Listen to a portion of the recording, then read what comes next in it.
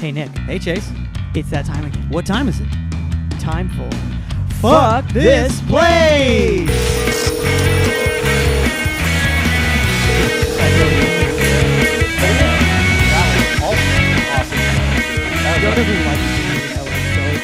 No, that's great. No, Killers, Coheed, those are real good. Shut up, Joe. You were just like, you were like, yeah, I just saw a Nas concert. He kicked everyone out. It was just Nas. Yeah. It was just me and Nas. I don't know, Yeah, somehow yeah. Mhm. we just hit it off. And Yeah. Yeah. It turned into a spoken word thing and stuff. And you guys just talked and hung out. yeah, he was like, come sit on the stage. You know, it was just it's kind of a one-on-one kind of You thing. just sit crisscross applesauce right in front of him. Yeah. You were like, yeah, because like I do improv. It's also like, you know, from the heart, off the top of my head. And he was like, right. That's real. That's real. Yeah. Exactly. Yeah. We're the same guy. Just like we really connect. I feel like we're like the same person. Yeah. You give him a word to freestyle, then he gives you a word to like do a scene off of. Like you guys are just both just kind of feeding each other back and forth. And you know? that happens for 6 hours. Got it, bitches. All right. I got this. Yeah. We should start the podcast. Welcome to Fuck This Place, a podcast about jobs with Chase and Nick. My name is Chase. My name is Nick, and with us today, another fantastic guest. He's an improv performer and teacher. You can catch his solo improv show, Jolo, at the upcoming Secret City Improv Festival, September 30th in Oak Ridge, Tennessee. He is everywhere, and he is with us today, Mr. Joe Carroll. Joe, how are you doing? I'm great. Thank you for having me. Of course. Thanks for being here. Thanks for coming, Joe. Yeah. Full disclosure. Bitches was very funny. Bitches was very funny. Full disclosure, Joe and Chase have worked together. Very funny. Oh, fine. No, you go ahead, Nick. No, that's all. Okay, even great. After I did your intro, I was like, that was really funny. It'll be in the pod. Joe and Chase have worked together a couple times. We don't have to go over that specific. A few, in fact. So buckle up, folks. Joe, we start the podcast every episode with a segment that we like to call Fuck This Place ? Where we decide if we work somewhere or not. You're originally from parts of North Carolina. So like near Raleigh is kind of where you were like born. And then you moved to like the coast, like Emerald Isle area. Is that correct? These are correct. Okay, Yeah. Great. So Nick and I, we split gigs. Nick looked at Raleigh stuff. Chase looked at East Carolina stuff. And so we have compiled 3 Craigslist posts. And we're going to read the title to 3. You are going to pick one that's an automatic fucking no way, just based off the title, just like we're browsing Craigslist. And the other 2, we're going to look at and decide if it would work there or not. Does that make sense to you? It sure does. That's great. Yeah. So here we go. Title number 1. Love sports and writing. Title number 2, muscle needed. Title number 3, experienced sailor. If you are browsing for both pleasure or employment, which is an automatic no. Sports and writing, the muscle, or the sailor. Gonna have to go with sports and writing. Okay. I literally like had a conversation the other day about soccer and embarrassed myself in front of a big group of people. So just go ahead and cut myself out. Yeah. Really? In front of soccer fans? That's hard. Well, I also played too, so I had like an idea that I knew what soccer was. Yeah, you were like, someone's offsides. I get it. Right. Well, I was like, you know, like they were like, "Well, would you play?" And I was like, I was like a halfback sweeper kind of thing, and they were like, "I'm sorry, what?" It was like a sweeper. Yeah, I think that's the one that I would not. Yeah, that's a you no. were like, I was a landfill charger. You were what? A landfill charger? What? Yeah, you know, I charge the landfill. To be fair, though, I think that again, we will look at these posts, but as far as the soccer conversation goes, like everybody who's in the soccer conversation should be embarrassed to begin with. Do you know what I mean? Like, what I mean is like, maybe not embarrassed, but like, I don't think they should be. Do you not have a large like soccer fan group here on the Fuck This Place? Because you're losing a big demographic with your. I don't know if we're losing. We got more of a Papa Murphy's fan base, is what we found over the years. I just think that look, there's not a lot of people in on the soccer like enthusiasm, right? And so like everyone should be welcome to that conversation. Do you know what I mean? Like, I feel like if you were to if this is basketball or whatever, then it's like, look, there's enough fans. If you're not in, it's fine, you know. But I feel like soccer, it's like we should be more forgiving because it's still, I think it's still considered a little niche in the U.S. It's weird that it is. I agree. It's like, obviously from like the world perspective, it's the biggest sport in the world, like far and away. And that's what soccer players love to tell you. Yeah, but it's just like, you're still fucking lame here, dude. Like, don't for a second think Americans suck. We don't give a fuck about anything but ourselves. So that's kind of what I mean. It's not that they should be embarrassed. like, I'm just saying they should be hesitant a little bit of like, look, we're in enemy territory, and if somebody comes in, we should let them in. Anyway, I'm on your side. I want to punch them. Okay. You see something about their tall socks? I see. You're coming at me with them socks. Okay. Yeah, soccer fans always wear the tall socks. It's like that's a big thing for them. The tallest sock you can. And like, it's a bit hacky, but you see those flops. You see those guys. Like Americans like sports where we get hit. So it's hard to, you know, respect when they like someone gets sneezed on too hard and they go flying, you know? So I mean, it is a sport, and I think I was built to be a pro flopper. But okay, let's just jump into let's go for post number 1, which is going to be muscle needed, and there's no pictures or anything. This is Greenville. In Greenville, North Carolina, which is the worst of the 2 nearby Greenvilles, I would say. Really? Greenville, South STD Carolina. capital of North Carolina. Is it? Just a little fun note. Oh wow! It was because there is a pretty big party school, right? Is that why? Yes. It's got to be. Yeah, I think so. Yeah. Eastern Carolina University is in Greenville, and a lot of STDs out there. And there's not a lot else to do. You know what I mean? Right. And I think there's a military base nearby, right? No, to Greenville. There's Camp Lejeune and Cherry Point. Yes, there's a lot of military too. So I'm just saying, everyone's ready to rock. One very large clinic. Very busy clinic they got out there. Muscle needed in Greenville, North Carolina, and the text begins and says, need an individual who can handle heavy lifting. You would load a van with equipment and props for the jobs of the day. Then you would drive to the job location and set up, then break down when job is complete, then drive back and unload equipment. This job is for someone who's looking for ongoing steady work. Please reply with contact information. Thank you. Compensation $20 per hour, and that's the post. Okay. Yeah. I don't like that. I don't know what any of this is. There's a lot of mystery here. Equipment and props, like bowling pin, like an umbrella, a kazoo. What are we talking about? Yeah, props. It just made me wonder. Like, you know, am I with someone else? Can I call dibs on the props? Can I like? You know, we go one at a time grabbing items, and you know. I will call dibs on the slinky. Yeah. Yeah, I call another one of just these 1 potatoes. Okay. Yeah, the mention of props is probably the most like the strangest ad. But I think the other thing that's strange is that you're driving you're loading a van, but you can't drive that same van. It says then you would drive to the job. Oh, are you driving that van? Oh, dude, it's so good if you have to drive your own car. That's what like he's like, follow me. You can't get this. No, you just gotta follow me. I don't really do small talk too good. So you just I got a dog that sits in here with me, so no. Yeah.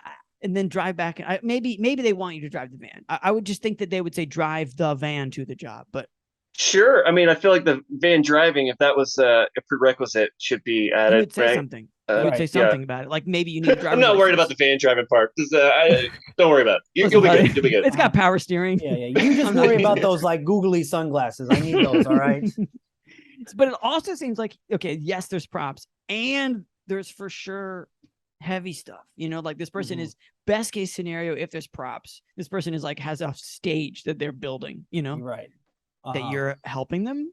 But the other thing is that blows my mind is it just mentions loading and unloading. It does not in any way mention anything that happens at the job site. Yeah. Right? Why does it have to be so vague? It's so vague. It does say setup. I guess that's true. It does say setup, drive to location and setup. So it could be that you have to build the stage, whatever, and then break down the stage. But like during the job, right, when it says when job is complete, we don't know what their job is. And we definitely know that if I take this, do not have I'm just sitting there. For however long. It doesn't say. Are you getting $20 an hour the entire time you're sitting there? I would guess not. But I would hope. But that would that would be what I would think you would need. I mean, maybe he has a little clicker whenever you sit down. He presses and that's pause. one of the props. Yeah. I also like muscle needed. I thought we were gonna kick someone's ass, man. I don't know what happened. Like, like muscle need, and now I'm carrying a cactus. Get out of here. It feels a little bait and switchy. If you're a muscle guy, if you're a guy that's used to tuning people up outside a bar. Yeah, muscle needed did sound a little bit more like a bouncer or like a. Yeah, when I see that title, I think like we're looking for big boys. Right. I need a big boy. Oh, I better click on this. I'm a big boy. Yeah. Right. Yeah. Not just like people that are willing to help, Yeah, which is what this seems like. Just because participants. Because it also didn't say like, again, you're doing setup, but it doesn't mention like tools or any skill set for the setup. Like if you are building a stage, there would presumably be at least a drill, like a cordless drill that you would need, or like a big little twisties you got to twist together. I don't know how you do it without a tool is what I'm saying. So, yeah, it is strange. There's a disconnect across the board, but they also seem kind of polite. They say thank you at the end. Mm-hmm. Mysteries abound. Yeah, I don't want to do it. Yeah. No, I'm okay. I just feel like the guy's weird. I don't. And they did say an individual as well. Yeah. Well, yeah. Can I ask you, Nick, if they really wanted, your muscle, to like crack some skulls and be like, okay, maybe. Would you? No, I wouldn't have done it okay. then. I wouldn't have done it then. I just you're just hoping for more. Yeah, I just thought that like what I'm saying by that is just like, oh, this guy doesn't know what he's talking about. Yeah. Like every turn is like, oh, he doesn't really know. Like you're gonna show up here, and then there's another thing you're gonna have to do. Like he's gonna you set up the stage, he starts handing you a script. Mm-hmm. He goes, all right, they're gonna start piling in here about 6 o'clock. So come on, get your lines down. You're disgruntled Carney 1. Yeah. It's like, so I just feel like it's gonna be a lot of mixed bag, a lot of mixed messages is why I'm out. Yeah. You need to be off book in 30 minutes, but yeah. I said off book. And you can't drive the van back. It doesn't matter how good you do. I'm still not letting you drive my van. Get ready, Mercutio. You're up soon. I wish I remembered a single line from any Shakespeare ever. Oh yeah, dude. Forever who shall out. Dude, that's it. Yeah. I almost had it. Oh, you picked my favorite one. That's great. I feel like the last. That's whoever how shall. Motherfucker, that's whoever how shall. Son of a bitch. I just feel like I almost always have the last line of Romeo and Juliet in my brain. It's like something. Whoa, Juliet and her Romeo. She says whoa because he starts to wake up, right? Yeah. Oh, and whoa. Whoa, guy! I'm in the middle of dying. Yeah. Whoa. Yeah. So yeah, I'm gonna say no. I'm gonna say no because I mean. I'm not the muscle you need. And also I don't know if you need this. I don't even know if you need muscle. But I am like, I'm honestly, if a friend described this to me, almost the same words, I'd be like, all right, let's talk to whoever you're speaking about, because what if they're just, what if this is a game of telephone and we're just missing some details? But again, no, I mean, no. I mean, with the title alone, muscle needed, I would be up for showing muscle, but I don't want to use muscle. I show up and flex and leave. That's yeah. I'll just carry around like one inflatable palm tree back and forth while everyone goes, wow. Yeah. And just like sort of like bicep curling it. It's going to have drinks in the bottom anyway, eventually. Okay. So that's no. Fuck that place. Post number 2. Title is Experienced Sailor. Sorry, it's in Williamston. I don't know where that. I truly do not know where that is. I'm zooming so far out on the map. I think that's in the north part? It's right in the. Well, I guess you're right. That is north. You're right. It's just like, it's just there. I don't know. I it's on the way to the coast, and you ain't there yet. That's all I know. Yeah. Okay. The text reads: need an experienced sailor to help run a sailboat from Essex, Maryland, to the Outer Banks of North Carolina this Sunday. So, got needs. Pay is negotiable and expenses paid. And then compensation reiterates it's negotiable, and that is the post. Like, that's again, great. Yeah. Why? That's Why are we doing this? Yeah. Uh-huh. It's like, why are you doing this, and why do you need me? Yeah. What's going on? And why don't you have any friends or anyone you can trust? Why are you On a reaching out to a sailboat. stranger to get us on a sailboat together? What's going on? Huh? I feel like this is like the beginning of like a low budget adventure movie. It's would like, hope so. yeah, no questions asked. Got it. I'm in. What I don't understand is this person says pays negotiable, which clearly, like, I'm gonna try and pay you nothing, and then expenses paid. So, like, what expenses are you talking about? Like, for instance, another situation where you're identifying a vehicle, but not a vehicle as to whether I'm in it or not. Like, how do I get to Essex, Maryland? Am I driving there to meet you, and are you paying my expenses? Oh, dude, it'd be so good if you're driving along the side of the water, the whole time. You just like you just cheering them the same on. speed. Yeah, the whole time. Oh, that's good. Because I might be in if that's it. Just hyping some guy up from the coast. With the window down, like, yeah, with one of those, good. With one of those, those like cheerleading megaphones. It's not amplified in any way. It's just a giant cone. Yeah, it's just a big cone. Just hanging out the window. You just lean down to talk to it. So I'm not gonna lie. I'm a little. I'm interested. I am an experienced sailor. So this one. Oh, I mean, to my own horror, but you've been on a boat. I've been I worked on a boat in Connecticut. Okay. How long did you work on that boat? Just a couple months. It was like an environmental education thing, but we sailed and taught kids how to sail. Yeah. Let me ask this, and Joe, if you needed to get from Essex, Maryland to the Outer Banks of North Carolina this Sunday, would you use more words in your post than this guy? Good question, Nick. And how many words do you think? How many more words? How many more sentences do you think you could fill in for details as to what the fuck is going on here? I think I could fill in a few more sentences. Yeah, I think I would have. In fact, you've already said more sentences about the job you had. Yeah. Would you let us know who you were at some point in the post? And whether or not you're wanted for crimes. Yeah. Trying to escape the law by being in international waters for approximately 6 days. I'm headed to the Outer Banks. Able to change flags on the real fast. Because we will be at a war for a period of time. How fast can you paint new numbers on the side of a boat?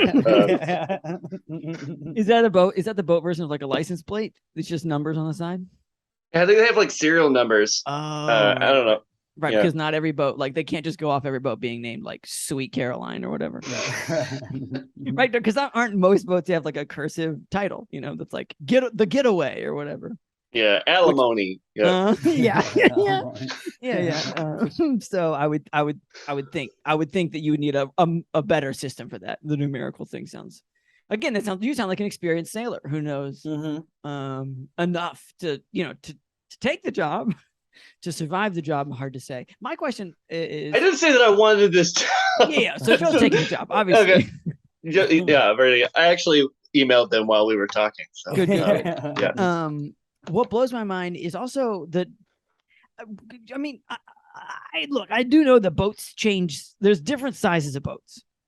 But like, how big is a boat that's just a 2-person boat? That doesn't sound very big. That sounds pretty small, like a small boat, like a scary small boat. If it's just one person, the poster, and because it doesn't, because this is not, it's not saying I need someone to finish filling my crew.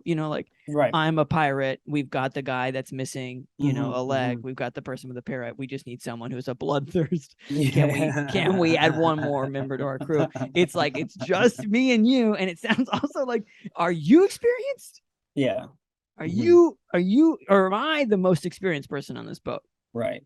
Yeah, I'll tell you right now, I'm out because this is the weirdest way I've ever been asked to hang out with someone. Right? We've run into, I don't think we've always necessarily put it up, but like, I feel like, I don't know, I would say quarterly, Nick, at this point, we run into a boat post. Yeah. And this is probably and we typically don't put it on the pod because it's like, they're always like, it just sounds lame. Like not a good time. Like a boat job post, like I want you on this boat. Yeah. I want you on this boat. How do I get you on this boat, pal? And and this is the weirdest one. And so that's why it's here.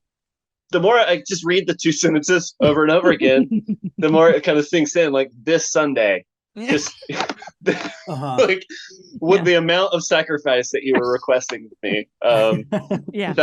Yeah. All right, I'll get my bag. Let's do it. I'll see you in Essex. Also, Essex, Maryland does not sound like a real town, but if it is a real town, it's only in Maryland. Right. I guess maybe Connecticut too. Essex. It does sound like a place where the redcoats have come through. Mm-hmm.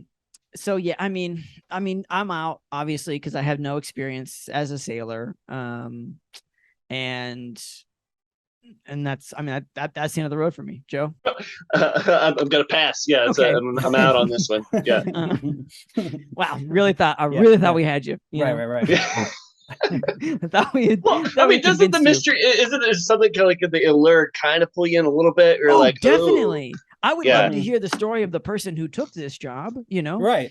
When I think of like, hey, do you want to work on this boat? I feel like it's also saying like, do you want a new identity? Like, are you trying to reset your life? Yeah. That's fair. Okay, well, fuck this place. Heyo, what's up, everybody? What's going on, guys? Hey, did you know that you can text this podcast? The number is 470-223-5627. That's 470-223-5627. We take your side, by the way.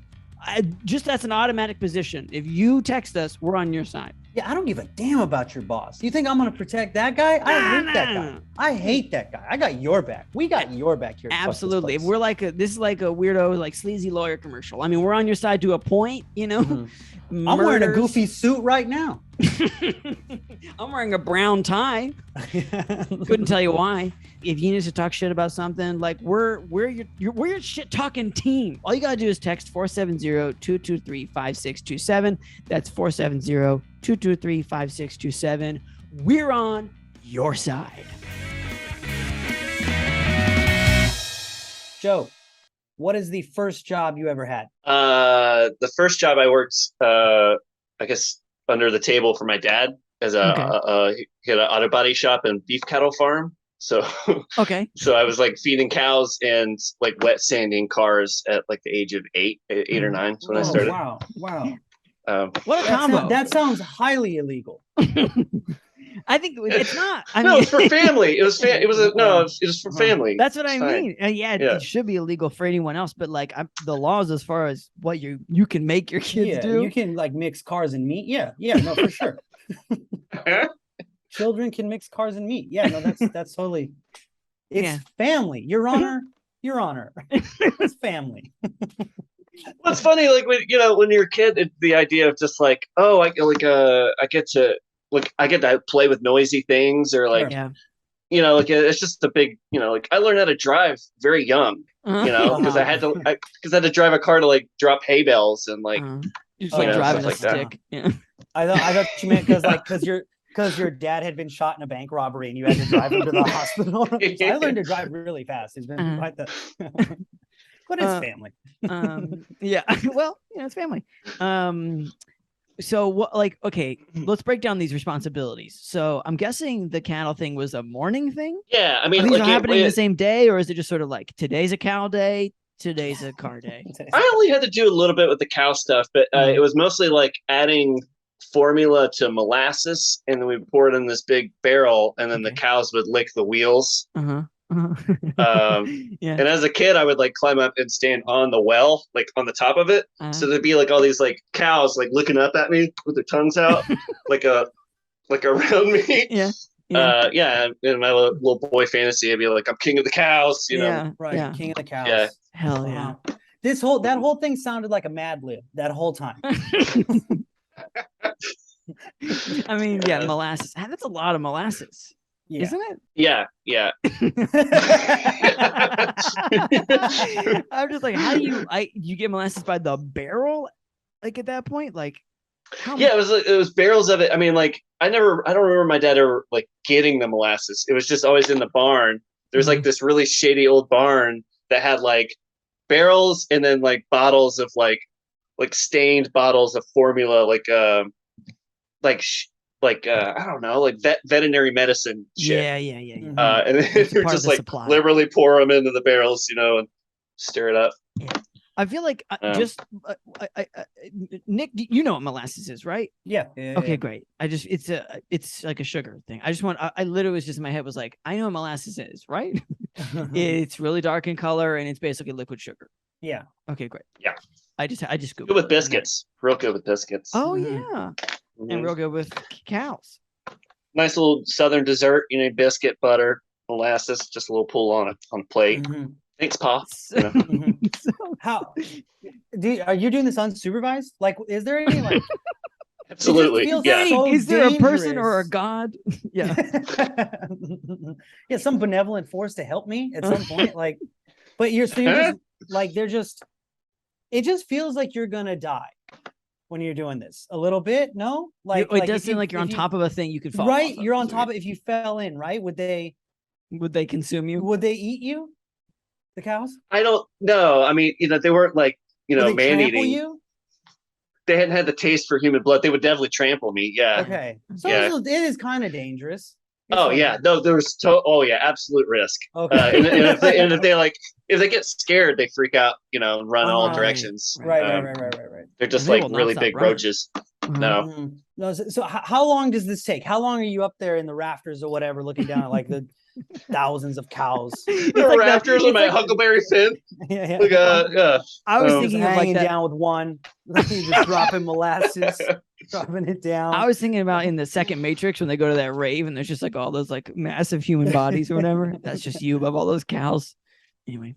I was thinking World War Z, where the zombies are climbing on top of each other over the wall, and you're just like hucking molasses down at them, trying to fight them off. But not like that. So there, the farm is like divided by electrical fences, and so one person would be filling up the barrel, and then they would like open up the fence, and they'd all come. Right. So I would be already on the well when the fence opened, and they would just come running at me. Yeah. And then when they were satiated, there was just no more molasses.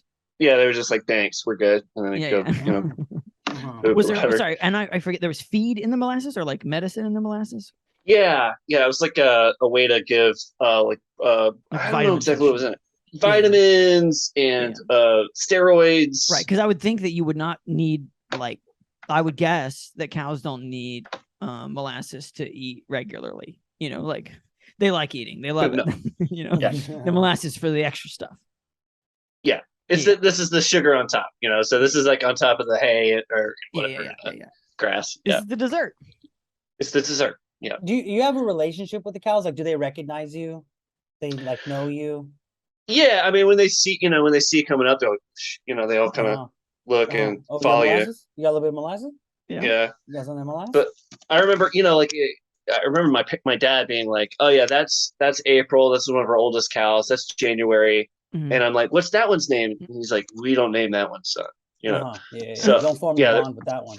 Right? Yeah. There's a lot of unnamed cows. Well, hold on a second. I thought April was like, that's when we're gonna kill that animal, but April was when it was born or something. Yeah. So just named 2 months is all I'm saying. Were any of them named Tabitha? I think it is a birth thing. They were born. Yeah. But I think there is they were born. But January was like came with the farm or something. She was just like this old gal. Oh, got it. They're the legacy cows. Do you keep? Do you keep older cows around to like chill out the other cows that are gonna die for sure, or is it just what happened at this farm? Is that I feel like it's just what happened at this farm. My dad was just like, it's fine, like I'll he's not. I mean, she's ain't got that much meat on their bones. Yeah, these are beef cows. She's good for morale. Yeah. It's good for morale to know that we don't kill every single cow we see. Yeah, we'll hang out with just April and January. Yeah, and we didn't do the killing, like. I feel like saying it out loud feels really weird, but yeah, I mean, no. I mean, we just put him on a trailer and like sent him off to an auction. Oh, okay. And then bye. How many cows we talking? You're like 80 or 90. That's a substantial amount of cows. This is like a good 12. bit. Yeah. And so you're doing molasses. You said once or twice a week or something like that, right? And then what? You're just changing out carburetors. Like what? Where do you go? What are you doing for the cars? So for the cars, I'm wet sanding. So like to prepare a car for like getting paint, you just get sandpaper and you have to cover the whole car. Yeah. Oof. Oh my god! You don't have like a sandblaster? Is it just manual? Yeah, it's just like a bucket of water and just like cover it's everything. just wet. Oh It's my just wet God. sandpaper. So long. Yeah, wet sanding. Yeah. That's what they You mean. feel like Popeye forearms after that, I imagine. Like just like 8-year-old. it's like Popeye a hell of a forearms. workout, right? Yeah, it was. I remember my hands were always like very wrinkly, you know. It's funny though. I mean, at that like for the age, that adaptable age, where I'm just like, no, this is just what life is, you know. Like this is totally normal. This is yeah. Um, Yeah, So I you're get to going do to this. you got to have the best handshake in school, right? You got to have the firmest hand. All the other 8-year-olds, you'll be crushing their little fucking dainty hands, right? They got like sandpaper molasses murder hands. What's going on, man? You like Pokemon too? You like Pokemon? Bring it in there, bud. Yeah. just walking away with just like a hand that's like all sideways and stuff. Just send all these kids to the nurses, or they're fucking just nubs, just crushed molassesy nubs, sticky nubs. But my guess is also, Joe, that you were in an environment where other kids at school were also doing cow or car stuff the day. I mean, not really. I think I was one of the only like farm boys. Like I had more dog friends than human friends until I was like 12 or 13. Yeah. Probably better though. Dog is probably better. Better sleepover, I'll tell you that. Yeah, for sure. Oh yeah. Because you'll sleep, when you're like a 9-year-old going to a sleepover, you don't sleep at all. There's no sleep. Yeah, I know. What a bummer. I mean, it just God, I'm glad I missed that. That's all I'm saying. Yeah, up all night, no sleep, just eating pizza. Hang with your friends. I know. I had a sleepover. I feel like I might have told this story, but so forgive me if I have. But I remember first grade, I went over to hang out at this kid's house. I don't know his name, but he fell asleep. We were watching TV and he fell asleep. And this is back when TV just turned off. Like, I mean, the TV could be on, but what I'm saying is the channels just stopped showing shit. Stopped. Yeah. Oh, yeah. First it's static for a while. What a time. Yeah, and then it was blue because they were just like, whatever. Who cares? But I couldn't figure out how to turn off the TV or the lights in the room we were in. Because we were in this basement and I was like afraid to go too much further from where we were hanging out. And so I didn't sleep at all. Like, you're just trying to sleep with like all of the lights on. Well, like and this kid just passed out. I gave him a couple shakes. Nothing. He was dead. Like his heart rate was real slow. Like he was like a hibernating bear. Yeah. His eyes moving. Yeah. His skin's a little colder to the touch. You notice. Yeah, he's got little bunches of hay that he put around himself, and just like his chest is going just so like up and down real big. Anyway, so I just literally I would lay down for a while. I mean, I remember he fell asleep and we were watching like I Love Lucy, and I finished the shows, and then it was static. And you kids were wild. And then well, it was a good time. Did he invite you over to watch I Love Lucy?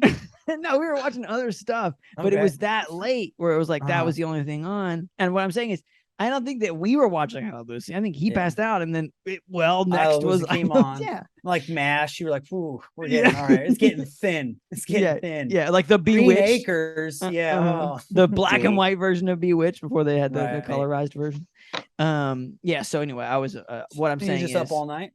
Yeah, so I would have been happy to hang out with a dog during that specific instance. So sure, I'm not saying it's all it's not all sunshine and roses, Joe. Sometimes you don't know how to turn a TV off, and you're too afraid to ask somebody. Oh yeah, so you give me the grass is greener situation. Or like, go like, God, I wish I didn't have so many sleepovers. I wish I didn't have any friends.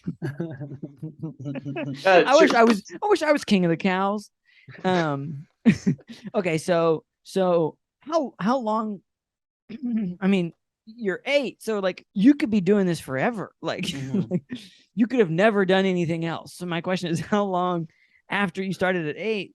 What was the total span of time that you were cowing and carring? I was cowing and carring from like 8 to like 14. Okay. Yeah. And during this time, Joe changed, he turned into like a little dirt bike kid, Okay. With like Jesus t-shirts and, hell yeah. Hell yeah. am I right? Yeah. Hell yeah. Hell yeah. Yeah. And then in like 14, I moved to the coast, and then just took like redneck Joe and just put him right dab in the middle of like surfer like cool skater kids. Oh man, that's gotta And be they, like a they culture were shock. psyched to meet you. Oh yeah, it went really well. Yeah, yeah, yeah. That sucks. So yeah, you're like, I have all these skills and interests.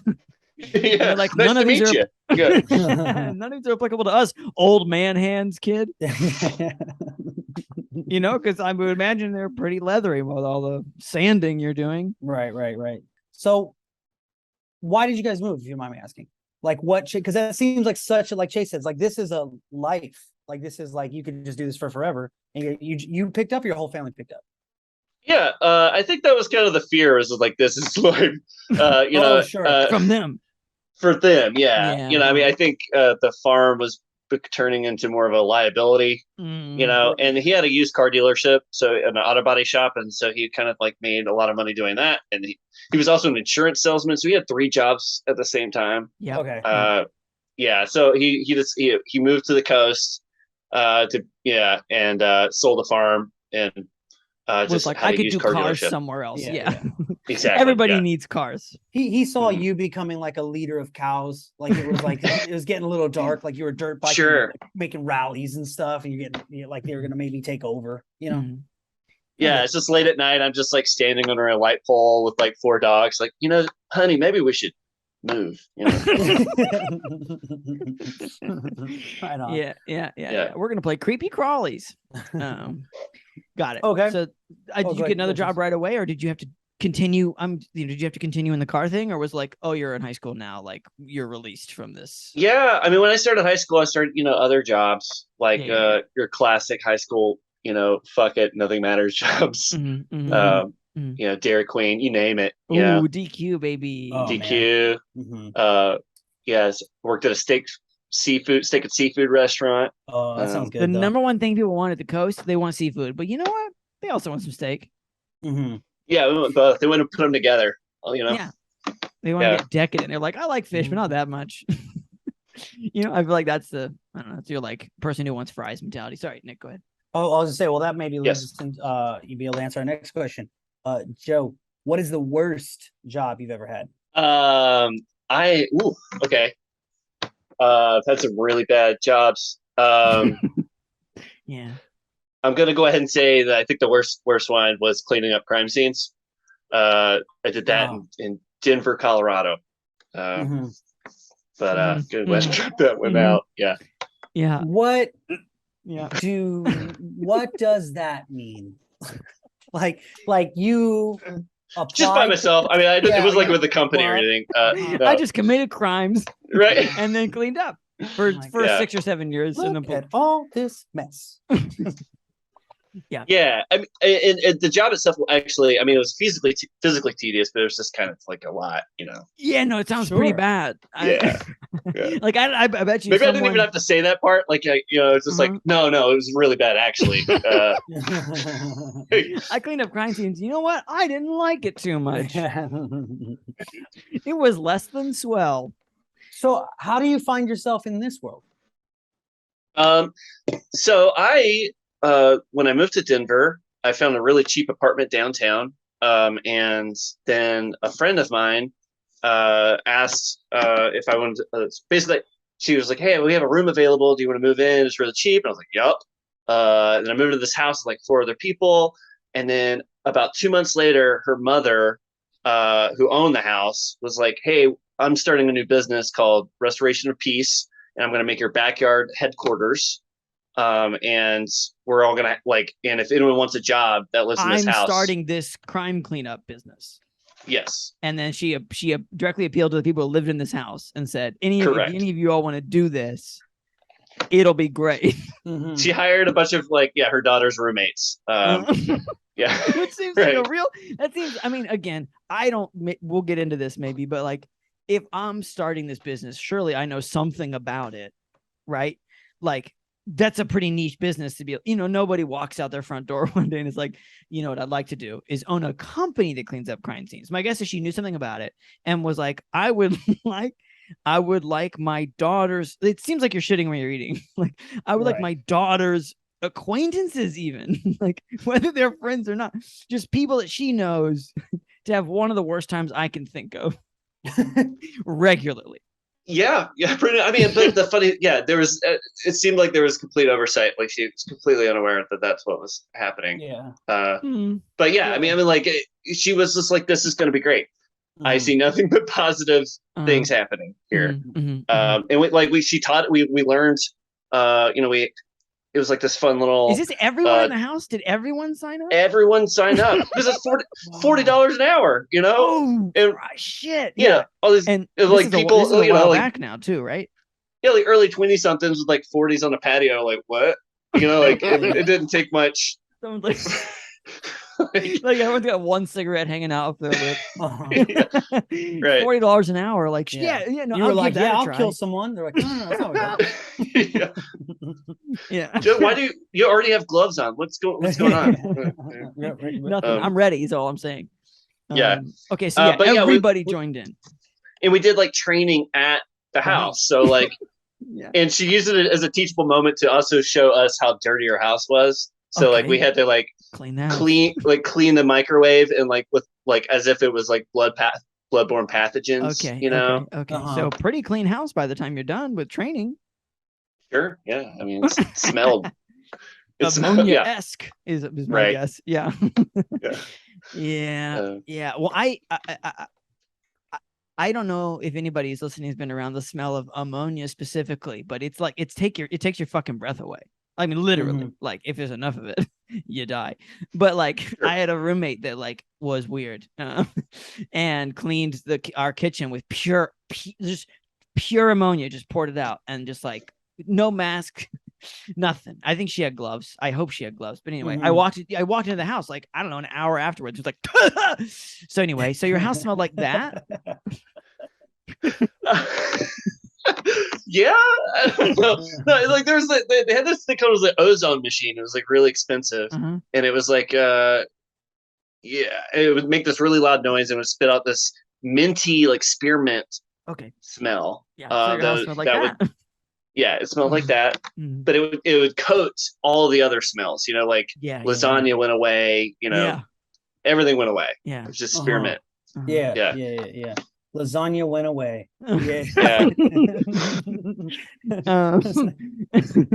So all right. So she trains everybody. Are you my question is, well, I have many questions.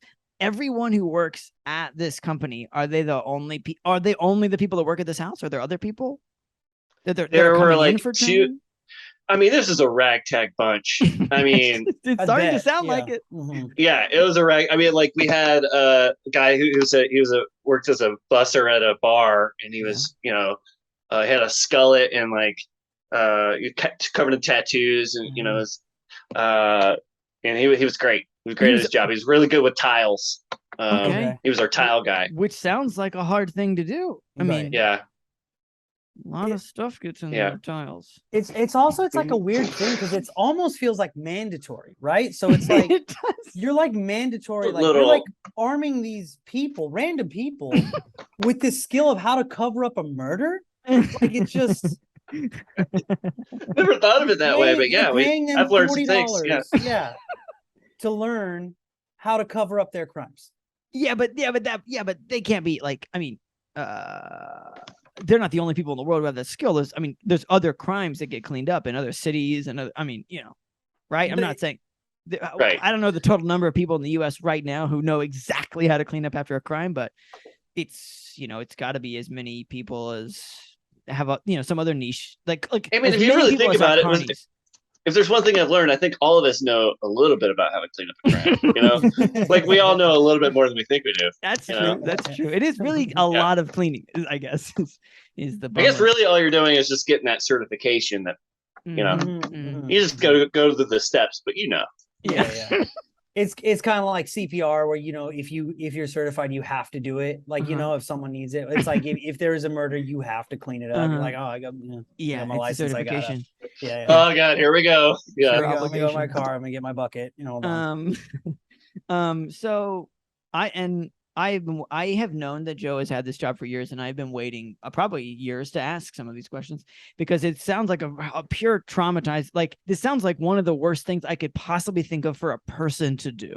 Would you would you agree? Yeah, with and the that, funny Joe? thing is, yes, in my like, in my mind at the time, there was some kind of like detachment from it, where I was like, I'm really excited to see how Joe takes this. You know what I mean? Like, yeah, what's Joe going to be like after this experience? yeah, And then I was like, oh, that's how. Oh, you're right. That's what. Yeah, Right. got it. just Yeah. like shaking like a leaf every day for days on end. So like, okay, so like we're warming things up in the sense of like everyone's like, sure, sure, the headquarters will be here. Like, what other parts of the headquarters are there? She's importing a bunch of computers, or like a call center, or like just a warehouse full of cleaning supplies. Yeah, the 3 option B. Yeah, it was just it was cleaning supplies. Yeah. it was just cleaning supplies. So we had to take out all of our like gym equipment and like our amps. You know, Yeah, you guys got a half pipe in the backyard. Fucking get rid Right. of it. Yeah, pretty much. Yeah. yeah. We took over. You know, It's posters just gotta lie. go. Yeah. Yeah. That Fight Club poster off the wall. Yeah. Right.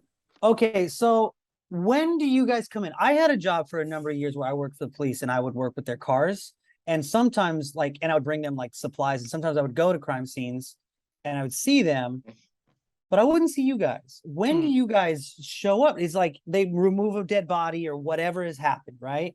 And then they've already gotten all what they feel to be the clues, enough of whatever they're going to get. And then they leave, and then you come in after that. Is that right?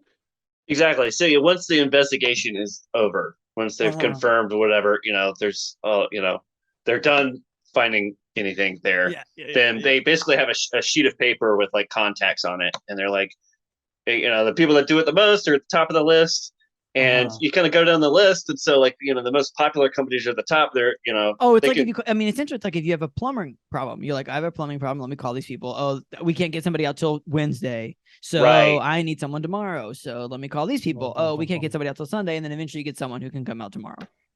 Yeah, and I mean, you know, the ones that do it a lot, they also have the power to be like, that sounds like too much. I don't really want to do that. So it just goes down the list, you know, until there's like a new company until somebody says like, yes. They're just chomping at the bit for an opportunity, you know, just like, yes, we got it, you know. Let's just like, I guess we'll try this. My daughter's friends is what they're called. Let's call them daughter's friends. My daughter's companions. Oh, let's call up my daughter's companions, and see if they're busy today. And the answer is always no. For some reason, they're ready to go.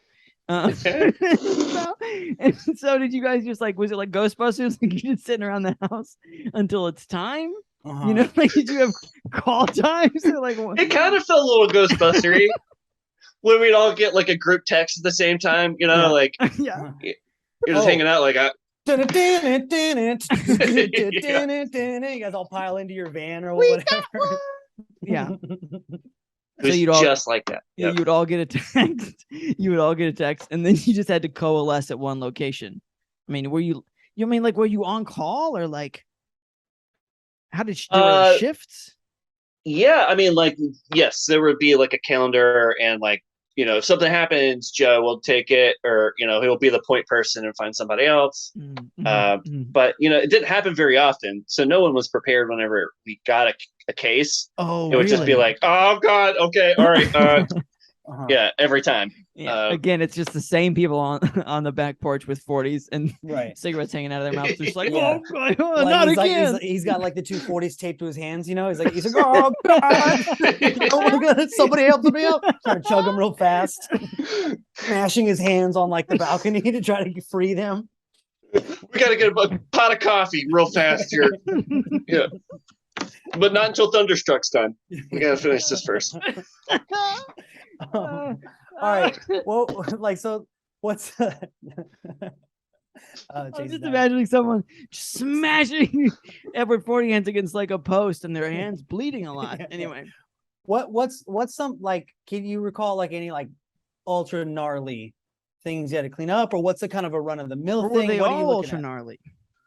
Yeah, they were not all ultra gnarly. A lot of times, you know, it'd be like $40 an hour to just literally pick up a couch and put it in a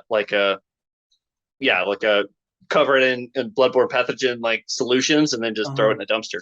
Right. There's a because lot like of the that. crime happened Okay. there, and it was just time to just get rid of it. Yeah. Right. And I feel like crime, like it was anything where there was like a death involved. So like, or just like hoarders, people that just have a house full of, Oh, and then someone broke anything. in and murdered them.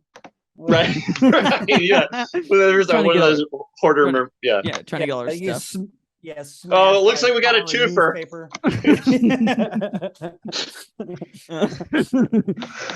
Or they could have just died. Is your other point? Maybe, Exactly. Yeah, they could have just died at the hoarder house. That is funny though. Like all that panic, and then you show up and you have to move a couch. that's all. It's not good for your heart rate. No, that doesn't sound so good for the heart rate. Do you have any particular ones that you remember that stuck out? Well, no. Let me ask you. And also, this is two-parter.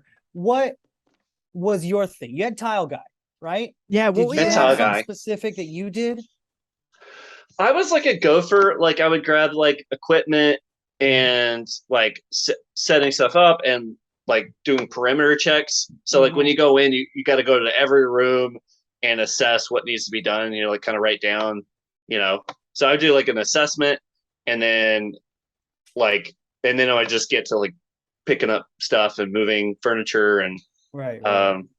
yeah, depending on what it was. Sometimes it'd be like cutting out like a square in a carpet, or just lifting furniture, or other stuff. Yeah. Yeah. So you basically started with stuff that was hopefully not the crime.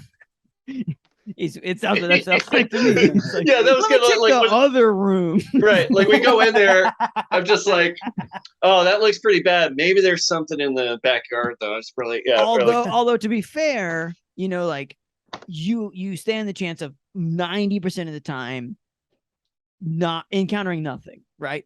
But maybe the 10% of the time you might encounter a worse thing than the main thing. You kind of run that risk too. Yeah. Yeah. Because you're like, oh, well, we're in the living room. It's like, well, Joe's going to go to the basement, and only good stuff happens down there. So, I'm just saying there were probably some times where that position was a take one for the team of like, you won't believe what I found in the separated garage. Yes. Yeah. You like open a door and like all these kids come running out, running to freedom. Like, that'd be bad. That's what I meant. That's what I feel like more than anything, like instead of like what necessarily would happen, the storyline of the crime or whatever. A lot of times there's just be like, oh, I'm learning a lot about this person. Like, you know what I mean? Like you're just like, oh, this person like, cool. Was a big fan of like the Minnesota Vikings or whatever. Exactly. Yeah. Like I remember one it was like a natural death thing, but like we're going through all the rooms, and I was just making sure there wasn't anything that needed to be cleaned up in his bedroom, and I'm just like, this is the largest private porn DVD collection I've ever seen. Like, right. This that kind of stuff where I'm just like, oh yeah, wow. Yeah. What are we talking? Well, how many DVDs we talking? Like, so it was like have you ever seen a bed that has like drawers underneath it? Yeah. Like that pull out. It was one of those, and it was like a queen size bed.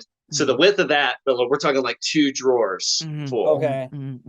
So basically, wait. But what are you going through these drawers for? It's a natural death. You can't turn it off though. When the curiosity, I mean, like, you never know. Here we go. Maybe No judgment here. That's a long time ago. All right. And so you open and you pull these open, right? Because you're looking for cash or whatever. You pull these open. For things to clean. Okay, I'm cleaning. Yeah. And you're like, holy fuck, right? When you open this, you talk. Yeah, I'm like, wow, Chica Boom 4, man. Yeah. Yeah. I mean, I think what it is like sure, like the crime.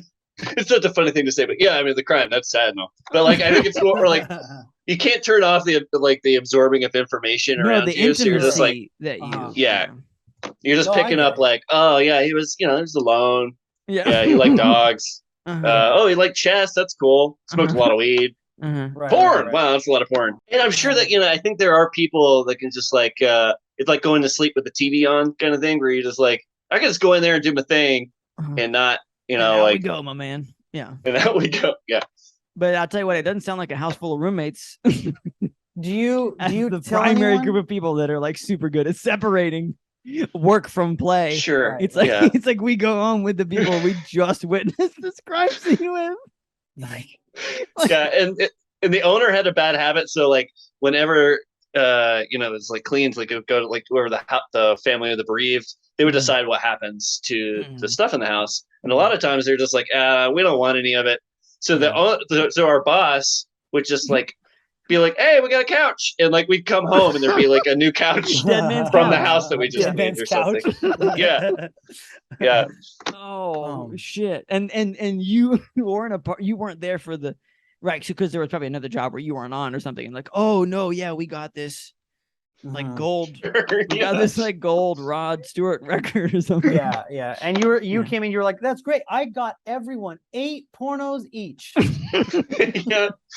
Christmas is gonna be loaded. Yeah, but you're stocking. Yeah. I got big booty ball busters for you. I got big booty ball busters for you. Wow. So the house, it sort of feels like the house is sort of this like rising tide of like crime scene awareness, like everyone you talk to just come from a crime scene or they're about to go to one, and the house is filling with dead people's stuff. It's filling, because I mean it was a big house that we were staying in, and I remember that we had one room that was like originally it was like the family dining room, but we weren't using it for anything, right? So like all of a sudden we have like a bar in there now, like a bar setup, and like with a nice stools and stuff, like couch with 200-year-old like furnishings, like a big ass haunted chandelier. It starts to look more like Baroque over time. Oh great, a moose head. Right. Oh cool, I got one of those paintings where the eyes follow you when you walk by, and underneath it says the things I've seen. Man. Okay, so you're in a rising tide of death, essentially. So what is everyone else's take on this? You obviously don't live with Skullet Guy, is my guess. You don't live with I didn't live with him. I feel like most of the people were I mean, I don't know, like everyone had a pretty cool collected exterior about it. Like nobody was freaking out really. Sure. I think I was imploding a little bit, but I think everyone else was just like, like another day, it was good, and I was just like, super good, and like, so you're like in the space station, everybody's like, it's cool, we're in space, and you're like, we won't be able to breathe if we're on the other side of that wall. Right. And yet also you have to go into space very, very regularly. So they were all chill with it. They were just like, hell yeah, $40 an hour. Like they didn't come back from a job and be like, woof, that was a tough one, wasn't it? Did anybody say that? Yeah, I mean, so my friends who the daughter of the owner, she did she she never went in. She worked there too. She worked with us. But what she usually did was just stand outside, and she did like crowd control because she didn't want to go inside. Didn't want to go inside a crime scene. Yeah, because her mom just decided this like lucrative hobby was going to be for her and everyone she knows. Well, what kind of crowd are you drawing? Like, I mean, in my head, I immediately was like, oh, she's got like a flamethrower. She's like, get back. Oh, for crowd control? Well, they're my porn. Yeah. Well, a lot of times, and this is kind of crazy to think about, but like people would, because we would go late at night, like it would be usually working like 1 or 2 in the morning. Oh my God. People would call the police. I always thought this was during the daytime. This is always like usually always at the middle of the night. Like, oh my God. Okay, go on. 1 in the morning to like 10 in the morning. Yeah. Okay. And they would call the cops. Sorry, they would call the cops on like lights being on. Like there's a disturbance in this house. So the police would come, and they'd show up, and there'd be people in hazmat suits, and like, okay, we're good. They'd just get in their car and leave. You think the cops would be like, oh no, we just called them. Right. Like we know that someone's on that site. There should be active anyway. And also like there's been active crime scene for however long at this house. Although I guess it's not like lights on and like vacuums running. So she was just outside when people came up. She was like, "Whoa there, pal." And I mean, that was all she was doing. But yeah, I mean, she was just like sitting out there for 10 hours, like. I mean, it's like, yeah, maybe she's doing dispatch or whatever. But what I'm saying is, everybody else comes out and they're just like taking off hazmat suits and there's like stuff on it, And she's like, "Do you all drive in the same van to the work site, or like?" So part of our like routine, like we would figure out like a couple hours before like what was going on, and then we would meet up after work, usually around 10 or 11 at this bar called Gabor's. Everything about this sounds so legitimate. Yeah, Gabor's. And we would like have a beer, like not much, but like it would sit and like wait for Mandy, who worked there. She'd close the bar, and then we would leave and go to work. Got it. Yeah, in her like old Cadillac, we would all pile into her old Cadillac and like fill it up with equipment and yeah. So most of these people, it was supplemental income, because this is not an correct. Okay. Yeah, it was just this is not a full time. This is like whenever the ghosts are around, once a month kind of thing. It's like every now and then, do you want to see the worst shit you've ever seen in your life? Right. Yeah. Hey, you guys want to get real sad? Like, I don't know, every other month. I mean, how often is it? I would say like every couple of months we would have one. I mean, like it was not that often. It wasn't super. Yeah, frequent. we were very high on the list. I don't think we got high on the list. So most of the ones that we got were ones that people were like, "Oh, that sounds awful. I don't want to do it." And our owner Sherri was just like, "I'll do it." Well, and was she ever on site with you? No, she would go and like take photos. Okay. And then she would like send the photos. She's counting money, like licking her fingers and like counting money in the back. Bet I could eat some of this. I got so much of it. I love crime. Some people say crime doesn't pay, but I guess crime does pay. Crime pays Sherri. Oh, Sherri. Crime does pay Sherri. Yeah, crime does pay Sherri. So she's taking pictures. Yeah, she takes photos. Yeah. Yeah. I'm just imagining while you're talking about it, I was just imagining like she gets like a new pair of sunglasses. I was thinking she like goes tanning or something. Right. And you call her like, "Hey Sherri, it's pretty bad. We're gonna need another shop vac." She's like, "Okay, honey, I'm right on it." Yeah. "Okay, sweetie, I'll tell Mandy to get one." Bye. Buy my diamond cane. She's got a cane with diamonds. Got a monocle and a white top hat. Not a black one, a white top hat. I'm just thinking like like the pants that have like words on the back, like juicy and stuff. Like, yeah, or like body biz or something. Yeah. I don't know, like crime does pay for Sherri is what it's on those pants. Yeah, crime pays. Yeah. It's just the number of the company is on her ass. So yeah, okay, so she wasn't she saw the crimes, she was every site she saw.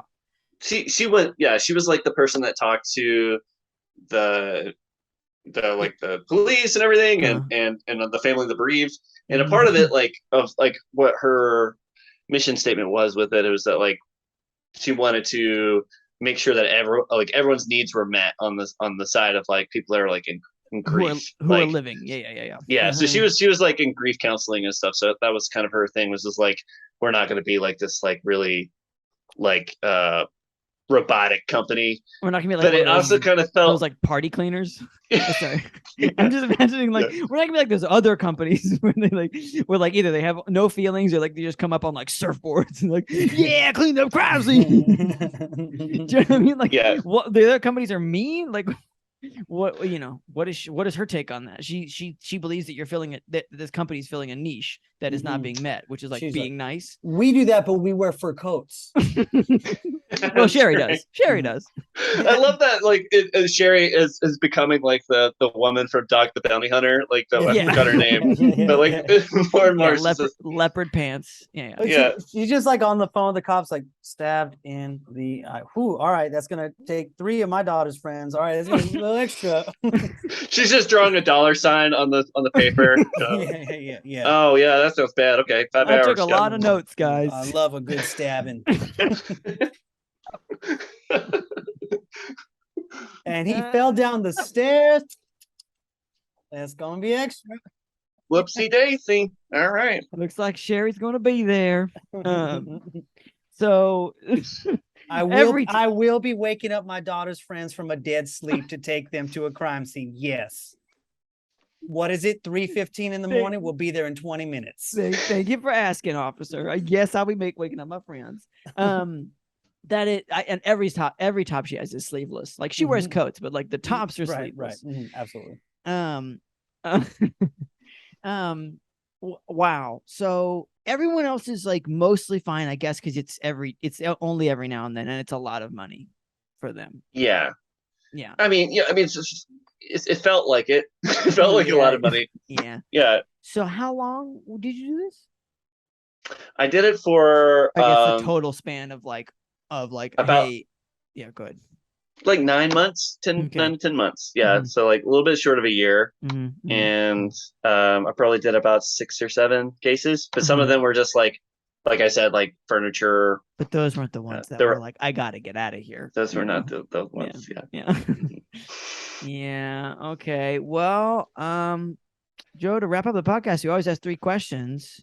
Question number 1 related to this bad job is, when were you done and how did you quit? Meaning, when did you decide that you had to leave, and then when did you leave? How congruous were those 2 things?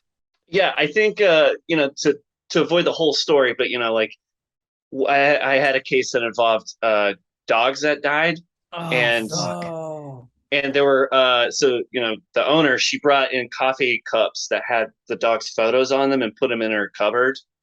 They were like, and so and I had no idea. So like I came home, and I'm like wake up and I like open up the cupboard and I'm like, this is not good. This is not good. These like Malamute Husky dogs on the and the real problem is you live there.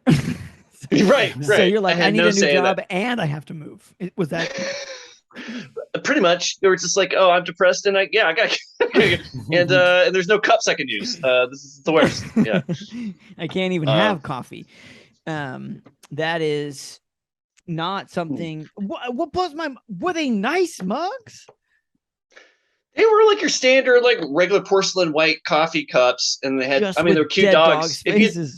Now it makes me think, like, if you ever go to like a thrift store, Goodwill or something, and you're like, oh yeah, that's a cute dog. That's coming with me. Like you don't. Right.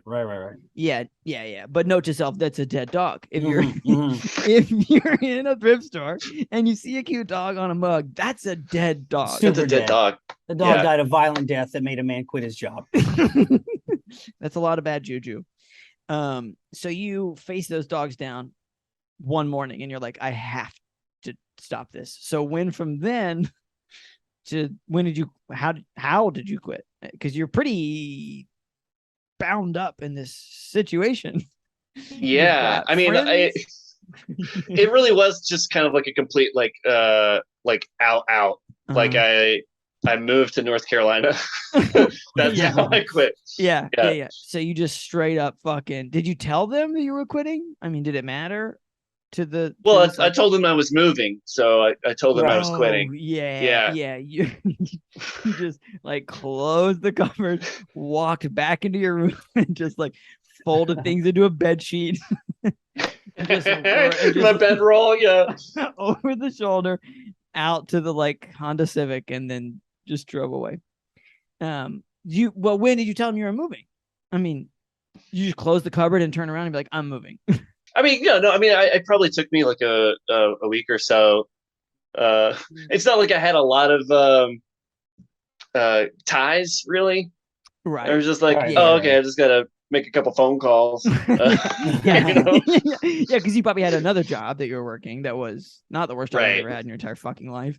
But it was like, oh, I got a couple shifts. Maybe I'll work those while I kind of think this through. Of like, because I mean, genuinely, like, were you like, okay, I'm leaving Denver, like because you could have been like, oh, well, I'm going to just stay with this job and move somewhere else in town, but you were like, no, this whole thing is done. Yeah, I mean, like imagine work any scenario where like you work in the kitchen, but you also like live in the kitchen. Yeah. Right. Sure. Yeah. So it was kind of like that, where it was just like, oh yeah, like I gotta get out of the kitchen. Yeah. Okay. Yeah. Yeah. Like it's all one thing. It's all one amalgamous like blob of bad. poo. Yeah. Yeah. Yeah. Yeah. Okay. Yeah. Yeah. And then did you have to tell the lady? Do you have to tell Sherri like when she was sitting on like a replica of like the Iron Throne that she got from somebody's house or whatever? Right. She made one room real dark. Picking her teeth out with like a crystal toothpick. Oh, honey. Oh, honey, we're gonna miss you. We are sure gonna miss you. Do you have to tell her, or was it just literally like you just had like guys that move in? They were like, well, funny enough, like at the time I didn't have a car, so she drove me to the airport. Okay, like when I moved. Mm-hmm. Yeah, got it. Yeah. She drove me. Yeah. Mm-hmm. And it was kind of, she was like, we're gonna miss you. I'm like, yeah. Yeah. Gigantic Cadillac she's driving. Yeah, you're sitting in a seat that's so high your feet are dangling a little bit. Yeah, like the personalized license plates, it says like Surrey for your loss, it's just like for some reason it has a kiss, like a lip kiss on it. Yeah, you're like, we're gonna miss you, and you're just like, I just need to get out of this car, and it's all over. Like the second I get out of this, how long is the drive to the airport? 30 minutes. 30 minutes. Yeah. Okay. Yeah. Got it. Mm-hmm. Okay. Okay. Well, question number 2. Yeah. For this bad job out of 3, what is one good thing you would say you took from that bad job?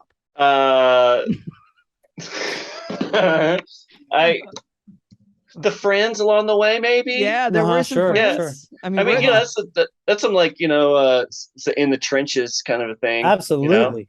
Yeah. Well, but you said to me that they were like, they just came home like, and let's pick up our game of Risk. Like were they that compartmentalized, or was it more like when you're working, you're like, wow, this is bad. I think the wave of trauma just went a little slower for them. Got it. Right. Got it. Yeah, I mean, it just took a couple years for it to kind of wash back, but encompass them, wash back. Yeah. Got it. But you had some gallows humor along the way. Sure. Made some some great moments, great jokes with like masks on, and there's like humor is a defense mechanism, Very like, much so. But in this case, I tell you, a lot of defense. Yeah, when you're with like 4 people in a disgusting house at 4 a.m, like humor abound. Sure, you got it. It's like it's like Letterman in there. The top 12 reasons this guy died. Yeah. I mean, you have to. Yeah, you have to in order to survive. Okay, so that's your. I mean, I would think you also seem to have you drew a firm boundary. I think that, and like jettisoned a probably not great situation overall. That seems like another. Yeah. I mean, would you say that? That's I think that's nice that you think that. Because I mean, you're like, I draw the line at dead dogs. Like, I drew the line when I saw them. I drew the line when I saw them again. Yeah, when they came back. Yeah. Right. Yeah, it was I think it was the return of the dog for sure. It was the second wave. Return of the dog. Mm-hmm. So again, okay. So you got some things. Okay, question number 3, not related to every bad part of the scenario, is just like a general check-in, like how you been? How you doing? I guess we're on the flip side of a pandemic now. Mm-hmm. I don't know. Good. I'm doing good. I work as a tour guide now. I'm teaching comedy classes. And keeping it light. Hey guys, no dead dogs today or any day in class. Yeah. I mean, maybe that's going back to question 2. Maybe that was my big takeaway. I was just like, I'm gonna keep it light from now on. Right. Yeah. No, that's pretty fair. And if you are in the area, which there's like, I feel like we have 2 footholds in the States, California and North Carolina, for listeners. So if you're in the area, like fucking Joe's a great teacher, so you should take his classes. He's a nice person who will not make a scene about dead dogs anytime soon. Well, Joe, thanks so much for joining us. Yeah, this is great. Where can people find you on the internet if you would like to be found on the internet? You can check out, so my classes are at Black Mountain Center for the Arts, so bmca.org is a good place to look up classes, and Josie Moses is my Instagram, and that's about it. We'll put them links in the show notes. You put them links in there. I'll put them in there. Great. Well, thanks for joining us, Joe. I kind of knew the dead people thing was happening, but Well, I didn't. I was just like, my goal was to we're like, I had a big bag, it was just like that one's staying in the bag for damn sure. and then when you asked me what the worst thing was, it's like that was the only thing I could find. So the bag is empty except for the worst thing. It was just at the top, like, here I am. Come on, pick me. Yeah. Well, thanks for telling us about it. It did not sound like a good time. So thank you for talking about it. Thanks for having me. Yeah. And to everybody else, thanks for listening, and fuck this place.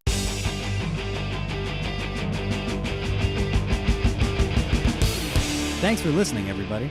Yeah, thanks for listening. If you had a good time, don't forget to subscribe, rate the podcast, leave a review, 5 stars, 4 stars. You can give less stars, but don't do that. I mean, you can, but just text us. It's 470-223-5627. That's 470-223-5627. You can just let it out, Get mean. We're here for you. Okay, that's it.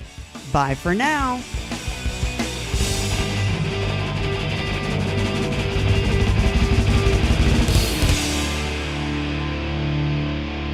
Fuck this place.